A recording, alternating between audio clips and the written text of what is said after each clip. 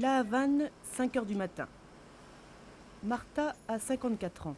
Tous les matins, elle se lève pour se procurer un litre de lait. Marta n'est pas retraitée, elle n'a pas d'enfant en bas âge, elle n'est donc pas prioritaire.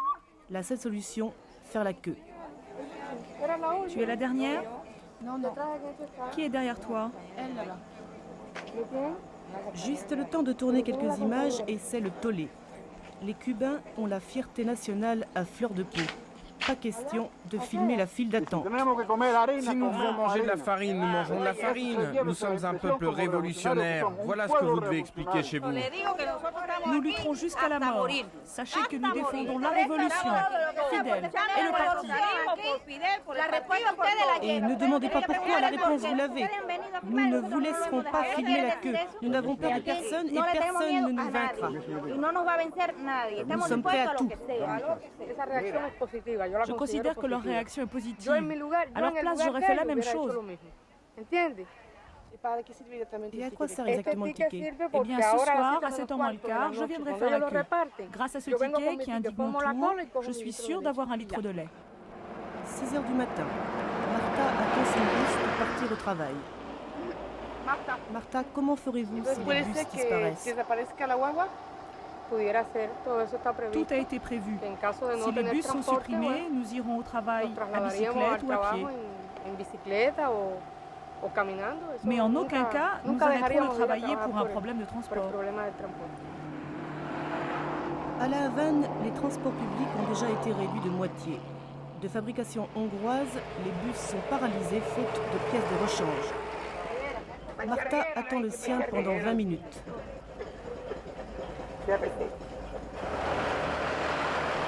1990, la vague démocratique emporte le bloc de l'Est. Le 26 septembre, le gouvernement cubain lance un programme de survie économique baptisé Période spéciale en temps de paix. L'objectif, économiser le pétrole, notamment dans les transports qui utilisent 20% des 13 millions de tonnes importées chaque année d'Union soviétique. Mot d'ordre, la bicyclette pour tous. Evelyne, la fille de Marta, possède déjà la sienne, comme tous les lycéens.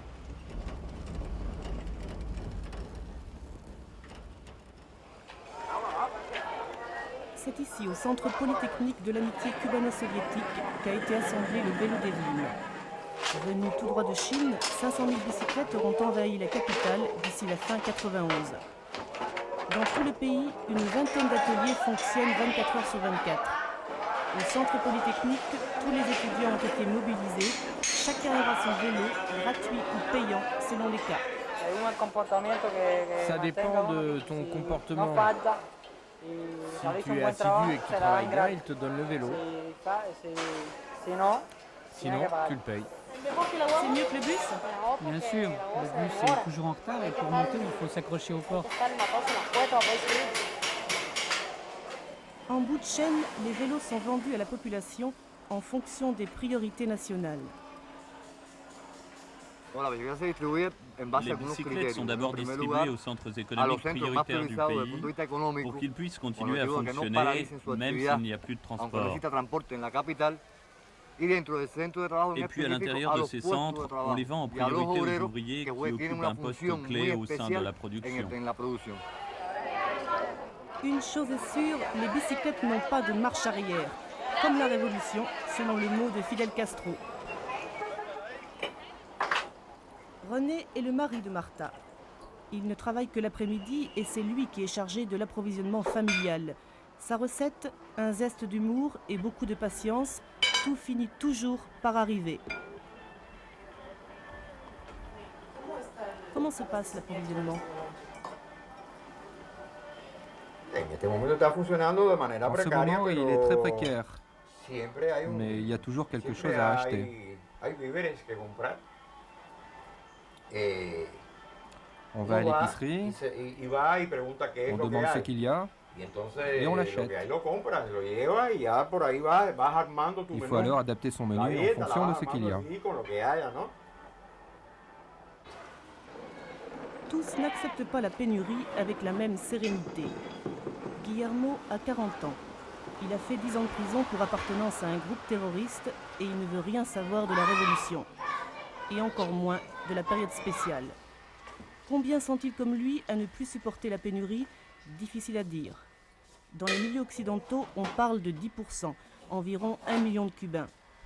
Guillermo Antequera a choisi son camp.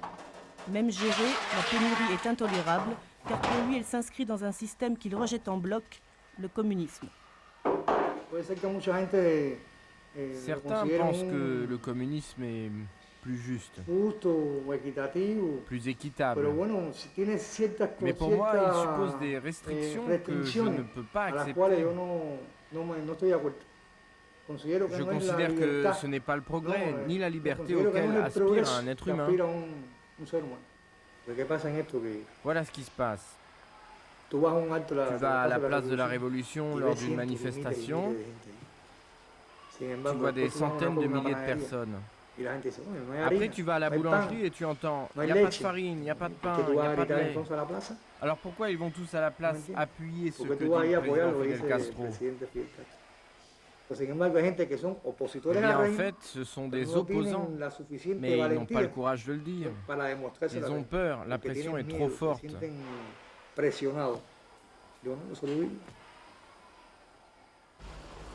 René, lui, affirme qu'il n'a peur de personne. Depuis l'embargo américain décrété en 1961, chaque famille cubaine dispose d'une carte de rationnement, la fameuse libreta. Avant la période spéciale, la libreta ne comptait que 35 produits de base subventionnés par l'État. Le reste se trouvait sur le marché parallèle à un prix non subventionné. Aujourd'hui, le marché parallèle n'est pas approvisionné et la libreta compte plus de 200 produits. Certains, comme le savon ou les cigarettes, ont disparu. Comment on sait ce qu'il y a? Eh bien, il y a un tableau. Sinon, ce sont les gens de la queue qui te disent quels produits sont arrivés. Bien sûr, il y a des produits déficitaires, mais quand la marchandise est là, il y en a pour tout le monde.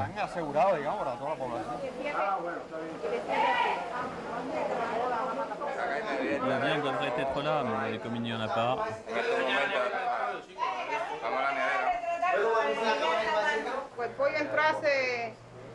Le poulet est arrivé il y a 4 ou 5 jours. La viande devrait arriver demain ou après-demain.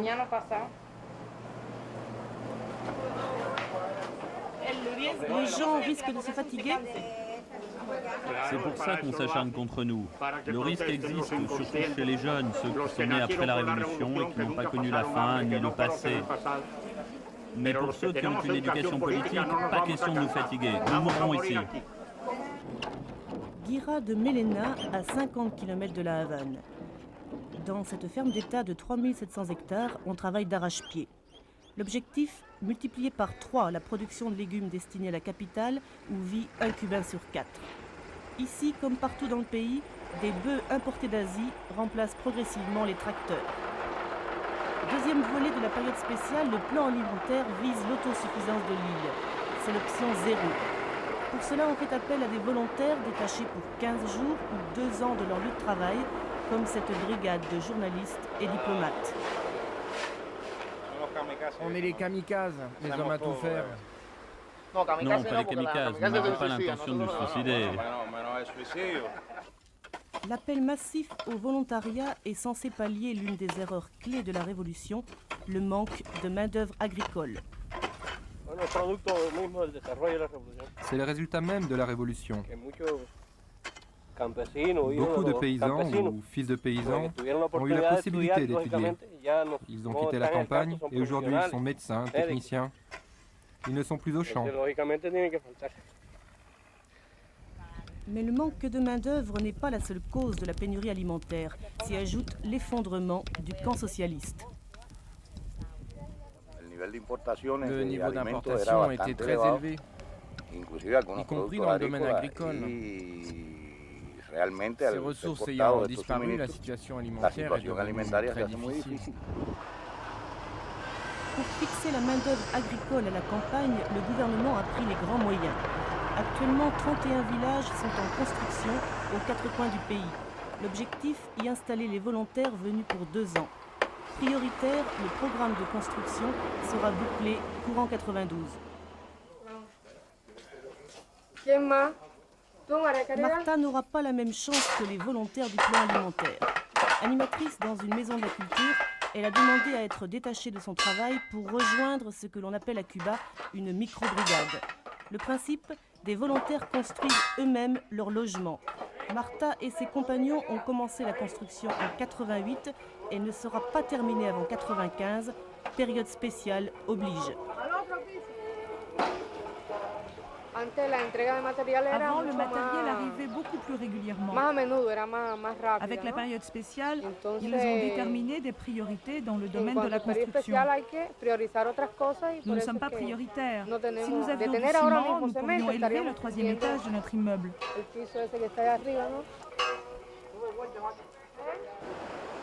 Pour le ciment, la priorité absolue, c'est le Varadero.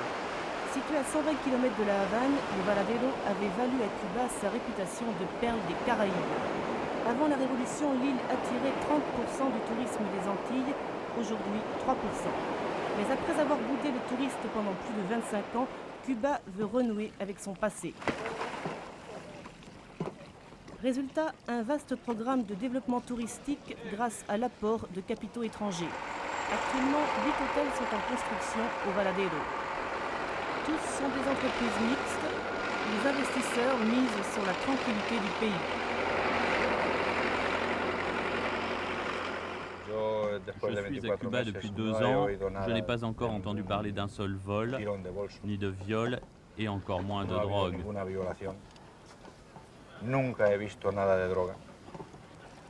Ici, tout est tranquille. Le pays vous paraît stable. Tout à fait. L'hôtel Sol Palmeiras représente le fleuron du Varadero. Appartenant à une chaîne espagnole à hauteur de 50%, il fait partie d'un programme évalué à 150 millions de dollars. Ici, le billet vert est roi. Impossible de payer en pesos, la monnaie nationale. Conséquence, les Cubains sont exclus de l'abondance. Les 340 employés de l'établissement sont tous cubains, à l'exception de l'encadrement qui est espagnol. Formé sur place, le personnel est conscient du malaise que provoque l'étalage d'un luxe interdit à leurs compatriotes. Que pensez-vous du fait que les Cubains ne puissent pas profiter de tout cela ?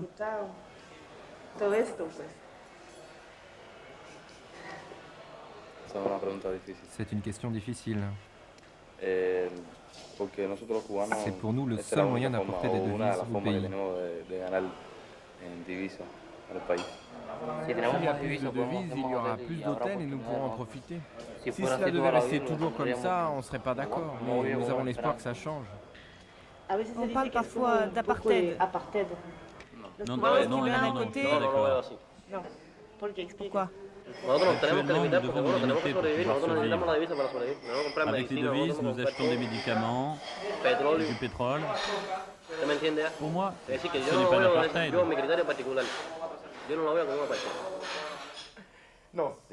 Ne sois pas égoïste. Ici, c'est une société socialiste où la propriété privée a été quasiment éliminée. Attention, trêve de plaisanterie. Vous êtes avec ça ? Avec quoi ? Avec la révolution. René est assistant metteur en scène dans un théâtre de la Havane. À l'affiche, une parodie de Don Juan sur le thème du machisme. Ici, comme partout, on connaît la période spéciale et ses limitations. Les représentations en semaine ont été supprimées pour réduire la consommation d'électricité, mais on prend cela avec philosophie.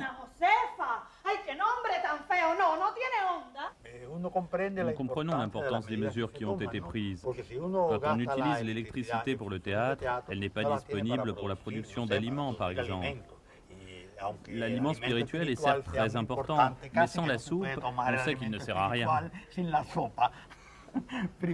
D'abord la soupe, ensuite la morale, dit Brecht. 19h. René est allé faire la queue pour récupérer le litre de lait réservé le matin.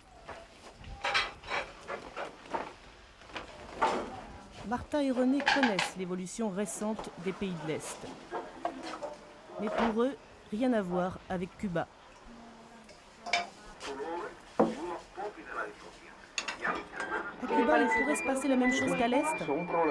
Ce sont leurs problèmes. Chez nous, c'est différent. À Cuba, on ne connaît pas ce genre d'événement. Si nous avions été comme eux, nous nous serions déjà effondrés, mais nous sommes toujours là.